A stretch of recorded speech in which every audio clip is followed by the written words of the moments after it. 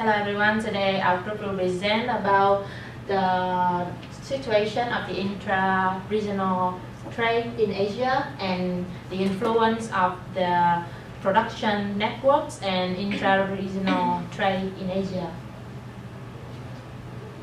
This is our agenda.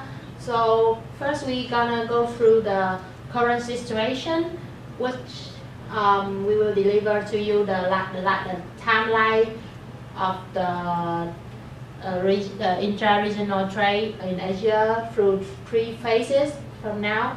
And secondly, we will divide the region of Asia into 3 regions: East Asia, Southeast Asia, and South Asia.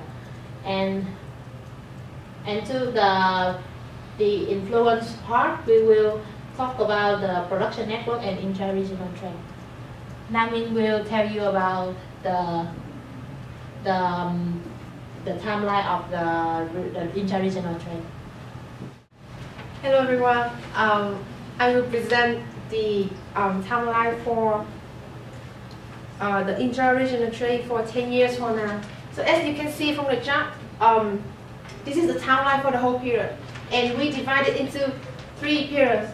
The first period is from 2004 till 2009 and 8. The second one is from 2008 till 2010, and the last period is from 2010 till 2013. Okay, so for the first part, the current situation, because of the demand growth in export markets, it had played an important role in emerging Asian trade performance. And also because of the rapid expansion of inter-regional trade in Asia, therefore suggests that the region's reliance on the rest of the world is diminishing. China is an important factor in the rise of inter-regional trade in Asia, as there was a high correlation of 0.98 of inter-regional export to China, and China's export to the EU, Japan, and the United States over the past 10 years. Therefore, there was an increase with past pace over the first 5 years, average per year of 16%. Okay, so for the second one, the global financial crisis had hit Asian economies unexpectedly, but it also led to the economic linkages between Asia and the world and within Asia. And that led to the collapse in the global finance market, put a really heavy effect on Asia, especially in the fall in export across Asia from July 2008 to mid-February 2009. And also, exchange rates also came under pressure in many regional countries and Asian economies, excluding China and Japan, experienced an average of about 6.2% downturn in general. Okay, so because of these factors, that it led to the down during world financial crisis around 15%. Okay, so for the last one, okay, so because of the low external demand that leads to the higher rate of intra-regional growth, and so it really quickly recover during the period. Also, the global financial crisis requires a dynamic structure change in regional countries of Asia, which become an important factor in the financial recovery period after the crisis. So because of that, it recovered very quickly for the next 2 years and keep increasing until now, but with much lower pace, average per year of 2.1%. So this is the first part of our presentation, the current situation. So I will talk about the next part in the situation of 3 areas in Asia. So the first area is the East Asia. There are actually an uneven development of more region in Asian countries. So the first part, East Asia, the first factor is the economic. There's actually an inter-regional trade expanding among East Asian countries quantitatively. So the economic linkage and the East Asian economy have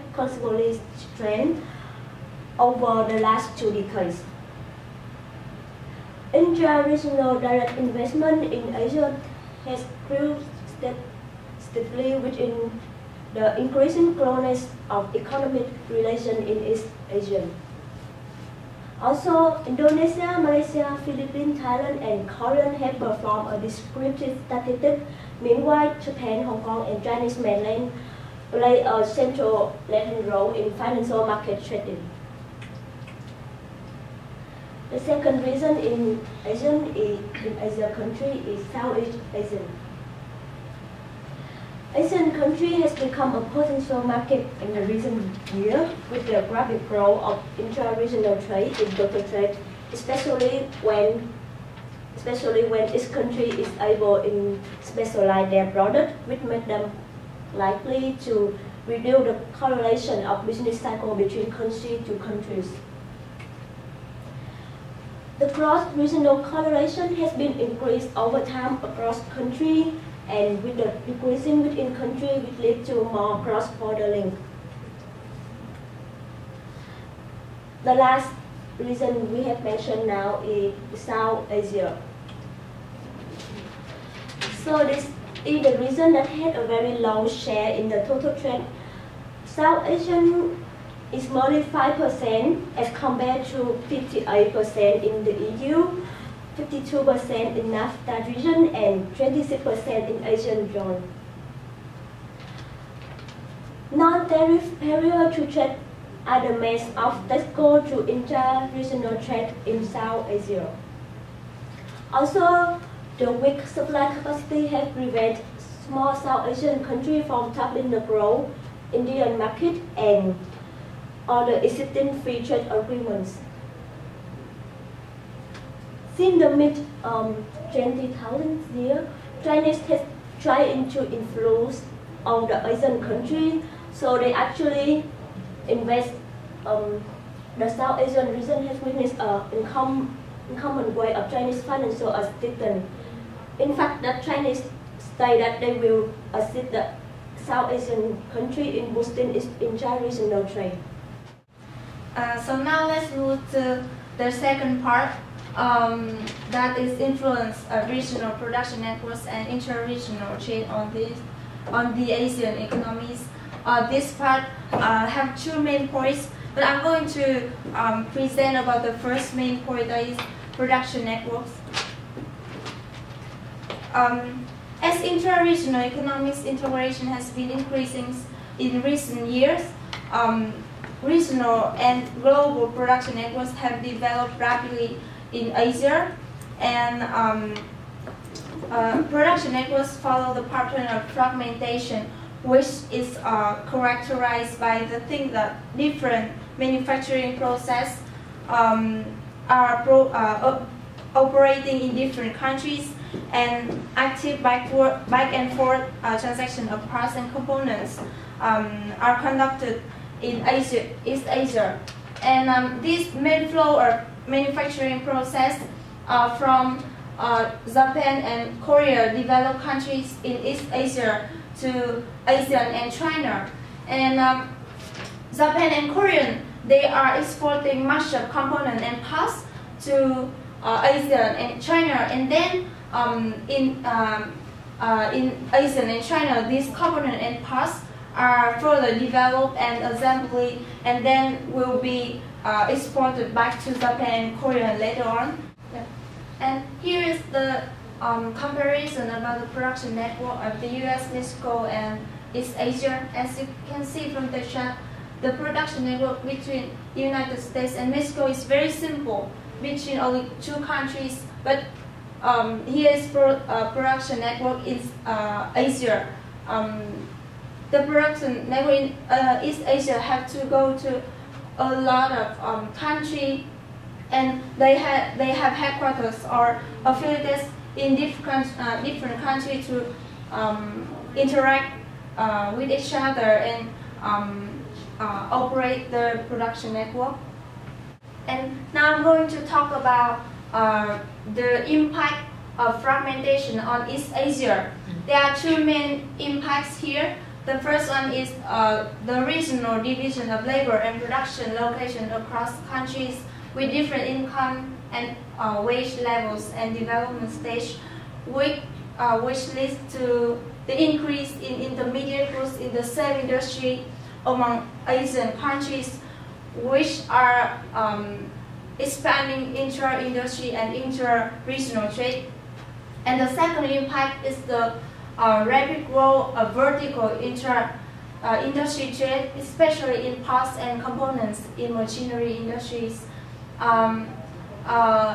In other words, these the change in trade patterns from traditional intra-industry trade to vertical intra-industry trade. Yeah. And the second impact is the change in trade patterns from traditional production networks, like horizontal production network, to more vertical in intra-industry trade, especially in parts and components in the machinery industries. And this impact is more specifically represented by the increase in share of intra-East Asia trade, including Asian People Republic of China, Japan, Hong Kong, Korea, Taiwan, from 33.6% in 1980 to 53.3% in 2003, and by the increasing dependence of East Asia on the rest of the world as the market for final goods. And this is an example about production network of automotive components in ASEAN. As you can see from this network, different components are produced in different countries. For example, instrumental panel assembly and bumper or driver shaft are produced in Malaysia, while engine fuel system or emission draws parts and engine electronic parts are produced in Philippines, and cylinder head assembly cylinder block are produced in Indonesia.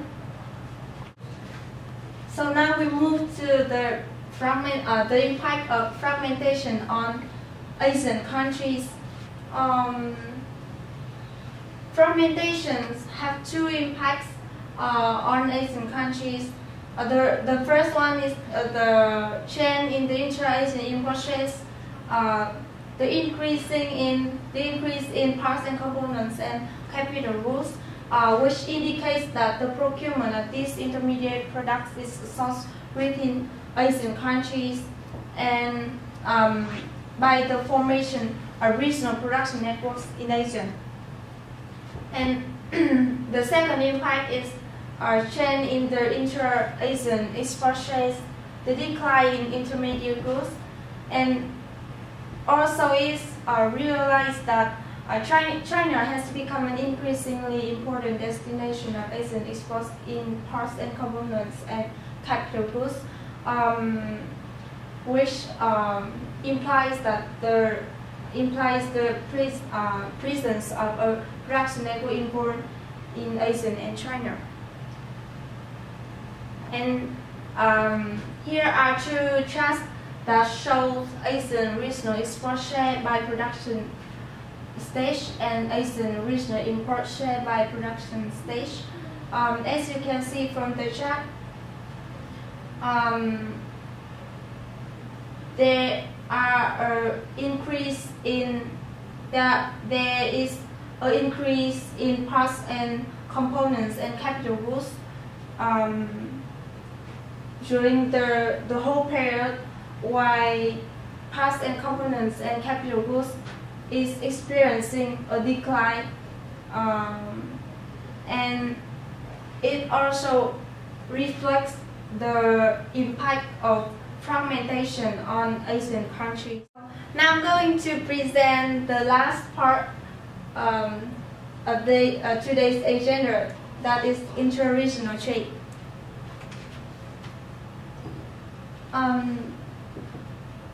The inter-regional trade have two big impacts on Asian economies, and the most worth mentioning is to reduce the dependency on the developed countries' economies.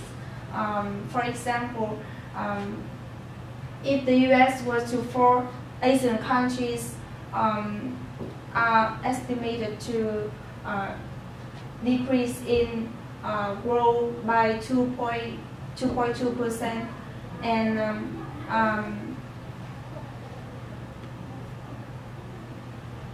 that is why Asian countries need to diversify their export markets and take advantage of the efficiencies.